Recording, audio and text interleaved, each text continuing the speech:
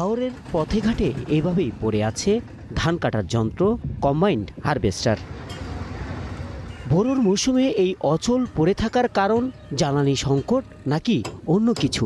এই প্রশ্নে মালিকের সোজা উত্তর, যন্ত্রটি অচল। গাড়ি আমার কিনা বাংলা মাছ থেকে একটা অংশ ঠিক করে নামাইতে আরেকটা অংশ নষ্ট হয়ে যায়।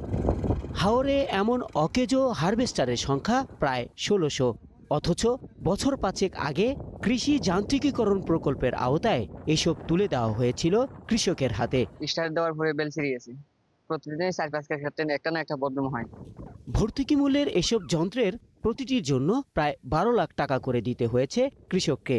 মেরামত না হলে এই পুরো টাকাই গচ্ছা যাবে বলছেন তারা।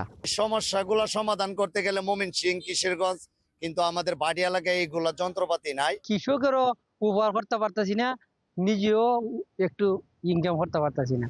সার্ভিস নেটওয়ার্কের দুর্বলতায় হারভেস্টারগুলো সচল হচ্ছে না, দাবি এসিআই মোটরসের ব্যবস্থাপনা পরিচালকের। অথচ এতে শুধু কৃষক নয়, ক্ষতিগ্রস্ত হচ্ছে দেশের খাদ্য বলয়। আমাদের বিজনেস তো ক্ষতি, দেশের ক্ষতি হয়েছে সবচেয়ে বেশি। ওয়ারেন্টি পর্যন্ত সার্ভিসটা আমরা ডিল করি, ওয়ারেন্টির পরে 80% সার্ভিস ডিল হয় হলো after sale service network develop হয়ে গেছে।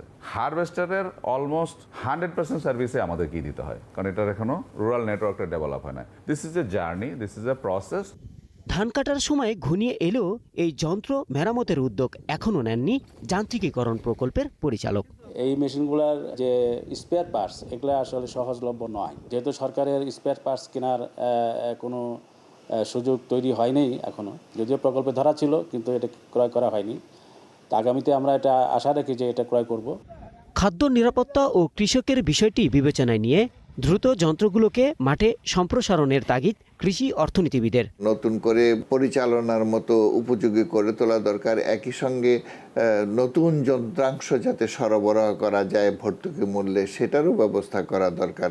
তার জন্য যে প্রকল্পটা ছিল সেই প্রকল্পটা নবায়ন অথবা পুনরায় চালু করা দরকার। সরকারের দেয়া ১১,২৬৫টি কম্বাইন্ড হারভেস্টারের মধ্যে ৩,০০০-এরও বেশি যন্ত্র পড়ে আছে নষ্ট হয়ে। Rahman Faiz, star news, Dhaka.